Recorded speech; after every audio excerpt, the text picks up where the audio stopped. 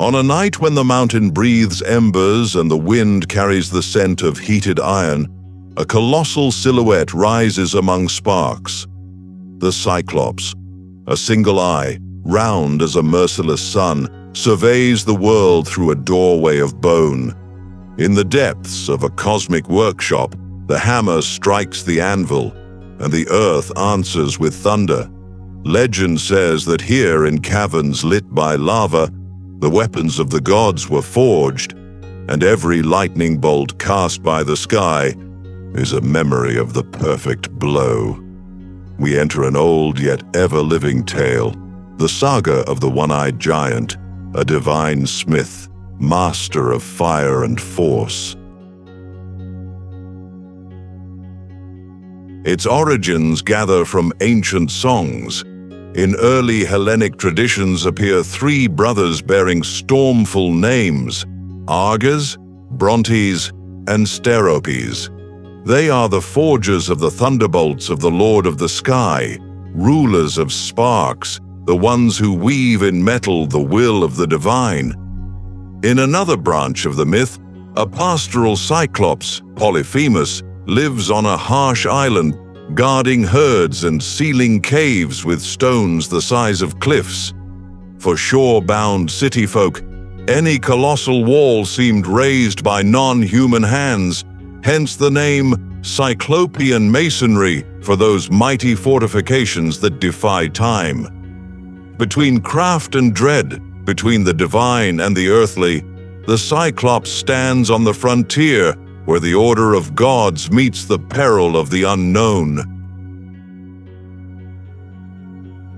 The Latin world saw in underground fire the proof of a giant foundry.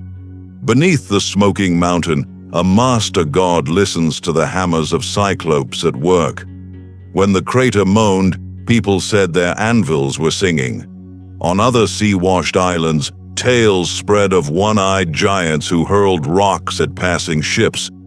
Even in northern and western lands we find echoes of the single eye, a mark of power that sees otherwise, a gaze that does not blink before the flame.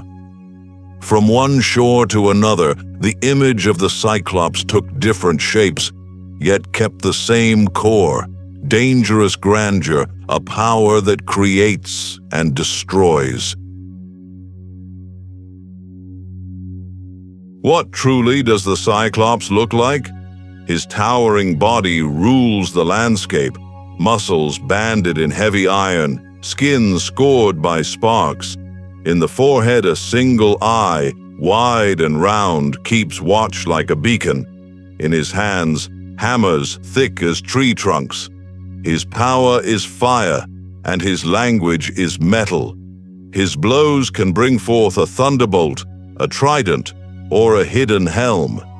Yet massive strength bears a flaw: pride, the belief that nothing can defeat him. Where pride turns to reckless daring, a clever traveler and the sweetness of wine can tip the scale. So were born the stories of the voyager who fooled the circle of the Cyclops with a name of no one, freeing his companions from the cave. Myth upon myth, the Cyclops remains a living paradox.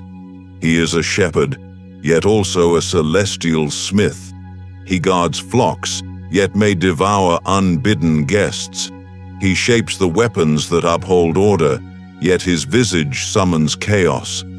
In some cities, artists painted him on vessels or on walls, rendering the eye like a heated wheel. Elsewhere, rulers raised monumental fortifications to tell the world, without words, that they stood beneath a sign of legend. Only a Cyclops could stack such stones, one upon another. Thus myth became politics, and stone spoke. What was it like to live in a time when a Cyclops might lurk beyond a ridge? Imagine a village on the southern sea in a night of heavy waves. Children listen to stories in the glow of the fire, and the elder says that behind the tower of basalt The giant with the eye of flame has his lair. The young smith strikes the anvil and, in every spark, believes he glimpses the sign of an art older than memory itself. When the mountain shudders, people make their gesture of hope, convinced that in the depths, the hammer of the Cyclops has fallen again. Such belief shapes gestures, prayers, customs, and even the trade in precious metal, for iron becomes not only matter, but meaning. There are earthly readings of that round gaze. Some scholars speak of ancient elephant skulls found on seashores with a huge central opening mistaken for a single eye. Others say the myth rose from meetings with nomadic smiths, people of fire who wore masks with a single slit to see through flying sparks. There is mention of smoking mountains, of lava that flows like molten iron, of the booming ground that resembles a choir of anvils. The truth may stand at the crossroads of all these paths, nature, craft, and fear fused into one legend. Why did the Cyclops vanish if he ever did? Perhaps he withdrew into the deep, where the fire never dies. Perhaps he remained in stone, in mortarless walls, in monumental gates that pass for his signature. Perhaps he transformed into a symbol, and his eye became the vigilant idea that watches over order against the tide of chaos. When the old worlds fell, beliefs moved from caves to parchment, from mountain workshops to columned temples. Yet the legend did not fall silent. Travelers, poets, dramatists, philosophers raised the tale anew and gave the giant a new voice. In our time, his traces are still sought. Archaeologists measure massive walls and strive to understand lost techniques. Geologists listen to the murmur of mountains burning within, searching in the earth's tremor for the rhythm of the unseen hammer. Paleontologists bring to light ancient skulls and compare bone openings with drawings in books of myth. Folklorists gather stories from islands, from coasts, from shepherd villages where a giant eye still glows at dusk.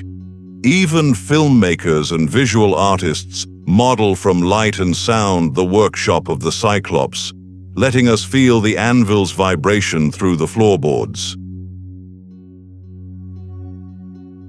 The cycle of the tale closes and opens with every generation. When lightning splits the sky, we remember the first forgers. When we behold gates of stone taller than dream, we think of hands that cannot be ours. When a song resounds in darkness, we seem to hear the hammer fall again. The Cyclops is not only a monster or a divine artisan. He is a way to understand fire, force, order, and peril. He is proof that humanity saw in nature a cosmic forge and learned about itself by watching her sparks. So when your road leads along a coast of black cliffs or beside a mountain with a heated breath, listen. Perhaps the roar is not only wind under the ridges, but the song of an anvil as old as the world. Perhaps for a heartbeat, the single eye opens in the dark and weighs the souls of those who seek. And if you do not see him, you will still feel his presence in iron that does not break, in a wall that does not fall, in lightning that cleaves the clouds.